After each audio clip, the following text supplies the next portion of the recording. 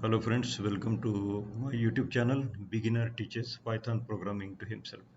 So today we'll discuss about for loop. When the task is repeated, when the job is to iterate the list, iterate means to do the job repeatedly. Normally we use for loop. For loop is very powerful program and it is normally used when the job is repeated. For example, I have this list and I want to print this list. So very easily I will go for program for say I can say each number, I can say x, I can say y, any denote number, but normally people give for I for integer, for I in list colon print I, as simple as that. So what this program is doing, for itself is a program, whatever number you denote, if I write here each number, so I can write here for each number, then I have to say print each number, right? But normally we denote by I, each number here. We can denote anything for M, for R, for X, for John, for anything, but we have to, whatever is denoted, we have to call the same thing. Here I say, normally we go for I, here I say for each number, just to demo this. So what we'll do, this for program, the assigned uh, element will go through the list, element 0, element 1, element 0 print it, element 1 print it, I mean index 1, index 2, likewise it will go through all index and print each index. So here hit enter and you see this, all things are printed. Here if I want to uh, go horizontal, I mean in the list, then I should say each number comma end is equal to space. In that case it will be, for example, I'll show that also. Here is the list for, now I'll use this popular for I in list colon, do not forget colon. Notice that after colon, if you hit the enter, it is taking some space. This is very important. This space is called indentation. This is the specialty of Python. Instead of making that curly bracket open close, they have opted for this space. Itself is a program. So automatically it is prompting you to come here. If you make earlier than this, an error will be thrown. So for I in the list, print I, right? Print I. As simple as that. Print I. So it will print one after one because there is an inbuilt program. A new line will be started new. I want to get it in horizontally, so I'll make end is equal to space.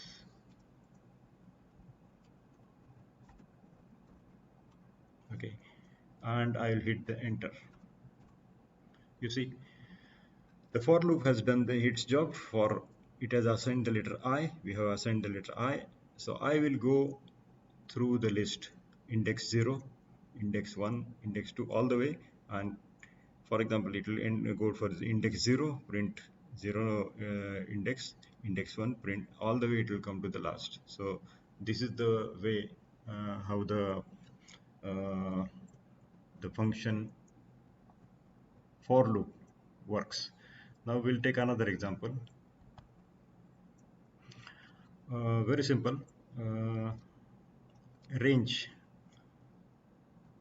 for I in the range, say 1 to 11, colon, don't forget the colon, and you see that space has appeared. After colon you hit, the space will come automatically. It is a program indentation, as I told, to avoid the curly bracket. Simple, print I.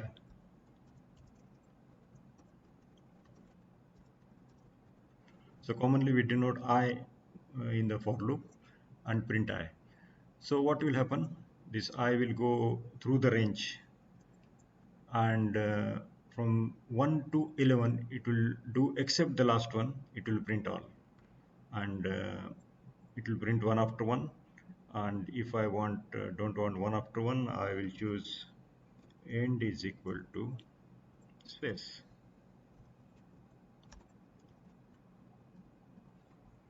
Okay, print. You see the list, I mean the range 1 to 11, it has printed everything except the last one. So this is as simple as this program. Now, what, how it can be useful for us? And you know this making tables is a boring job. Tables, in old times, people used to by heart this table. Uh, Now in this new generation, I don't think it is necessary. So I'll say, let's make tables for for. Notice that when you write for itself, the color changes. That is highlighting that it is a program. For I in range, say 2 to 11. Okay, colon. So it has commit space. Now another for, I have taken I, so now I'll use a new letter for J in range.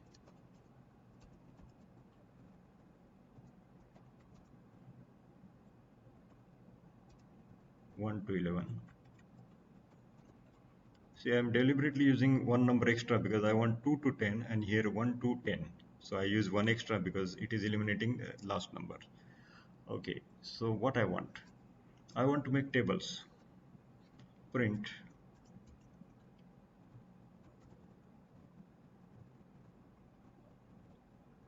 I, comma, multiply. So I want this in a neat way. Multiply J, comma, just to look good, equal to.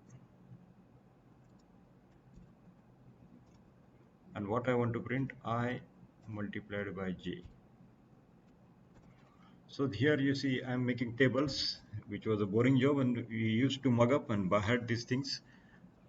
With Python, the powerful things and for loop in hand, you need not do that. So what will be the output? Output will be 2 ones are 2, 2 twos are 4, 2 threes are 6, all the way up to 10. Then it will take the next. The 2 will take the next in this, it will be 2. So 2 twos are 4, 2 twos are, and then 3, then 4, all the way it will go up to 10. So let's see the output.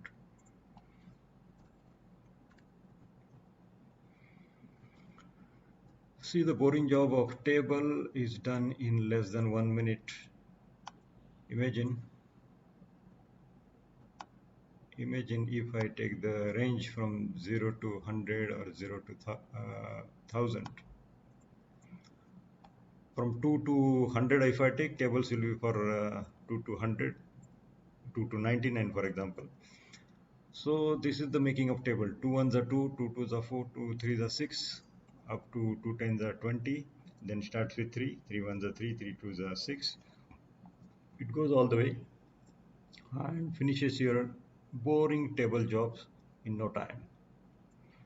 So this is the beauty of for loop, and this is the power of Python.